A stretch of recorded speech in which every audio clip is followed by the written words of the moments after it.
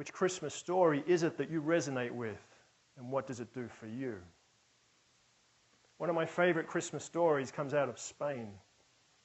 Spanish pastor, he's sitting in his study on Christmas Eve, trying to come up with a new sermon. He wants to come up with something fresh, something meaningful that he could say in his Christmas sermon, but nothing's coming. And then there's a knock at the door.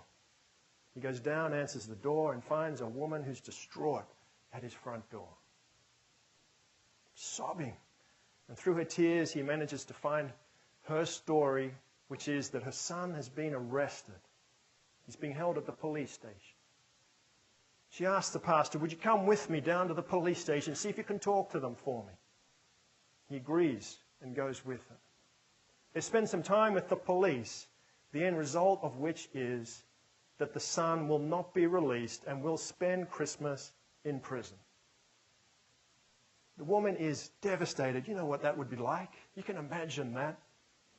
And so the pastor and the mother, they leave the police station feeling discouraged, feeling beaten, feeling broken.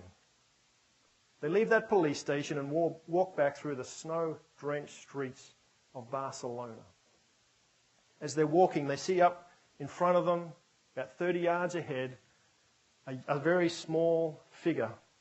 And as they come close, they realize it's a young girl, probably no more than 8 years old. And she's hunched over. She too is crying. She too is lost. And they walk up next to this young girl, and the pastor says, what's happened, sweetheart?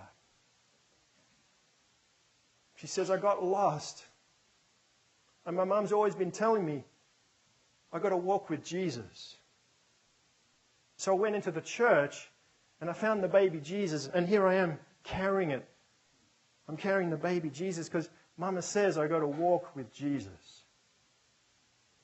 And the pastor, full of compassion, full of gentleness from his experience just now at the police station, takes his coat off, puts it around the shoulders of this young girl and says, let's walk with Jesus together.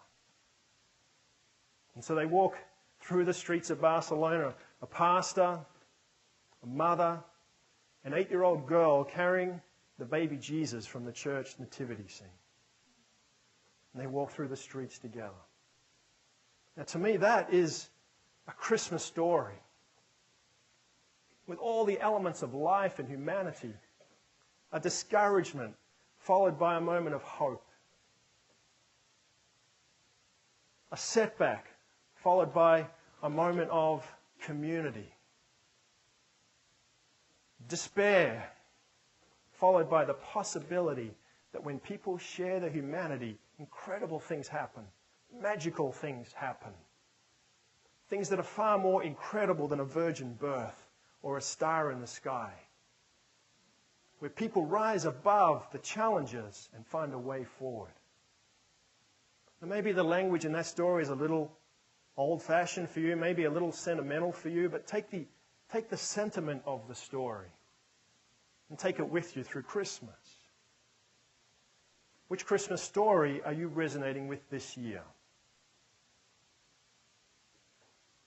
Just before we left Sydney in the year 2000, we had a garage sale. Now, as was the custom in the inner suburbs of Sydney, when you finished your sale, you put the leftovers out on the sidewalk, and they're fair game for anyone who's walking by. So when we'd finished our sale, we put the leftovers out on the street. Sure enough, the next morning, it's all gone, like magic. It's brilliant. We didn't think too much about it after that until a couple of days later, we're walking through the streets, and we see a homeless man pushing a shopping cart. Perched up at the top of his shopping cart, proud as punch, is our old plastic Christmas tree that we'd left out on the street. He picked up our tree and he placed it on his shopping cart. He decorated it with tinsel and with colourful balls. He pushed it through the streets, proud as punch. Now, as you can imagine, we smiled when we saw our Christmas tree. We still smile when we think about that man wheeling our Christmas tree through the streets. Just a small glimmer of hope in this man's miserable life. We didn't do anything intentional. We didn't give it to him. It wasn't an act of generosity. We were inadvertent heroes. We're accidental supporters of this man. Now, to me, this is just a snapshot of the Christmas story in its full breadth. Misery with just glimmers of hope. Despair which is punctuated by moments of humanity. A shared possibility.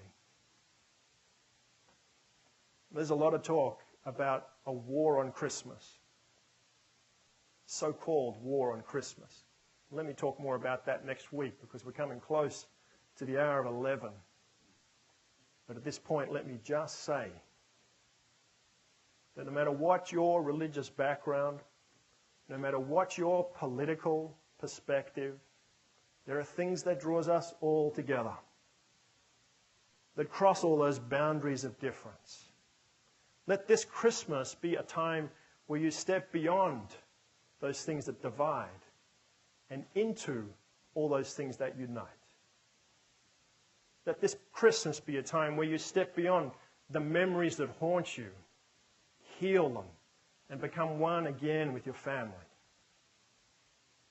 Step beyond all those challenges, all those fears, all those anxieties. Step beyond them and believe again in the magic that resides within you, which again can be born this Christmas.